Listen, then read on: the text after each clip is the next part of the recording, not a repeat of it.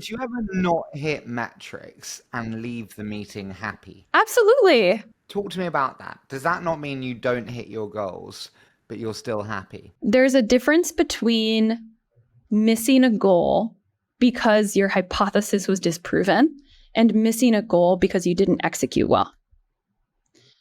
So in the first case, you've actually learned something really valuable, that a hypothesis that you held in building a product for your customers was incorrect.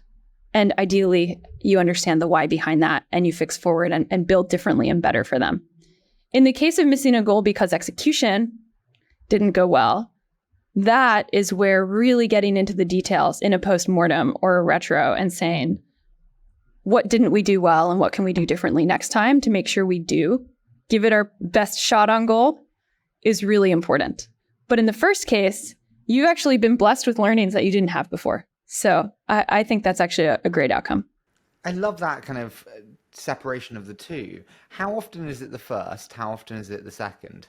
I would say rule of thumb is for growth teams, maybe a 20% batting average. So you'll see metric wins or hit that goal 20% of the time. Now, that's a little different than how to set a goal that's sufficiently ambitious. So when my teams set goals, we usually aim for a 70% hit rate, meaning that if there were 10 teams in the growth org, 7 of them probabilistically would hit the goal that they set.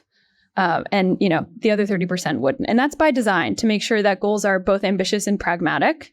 And it also means that then the team needs to have so many ideas that even if only 20% of them contribute to that goal, that will be enough to get to that metric.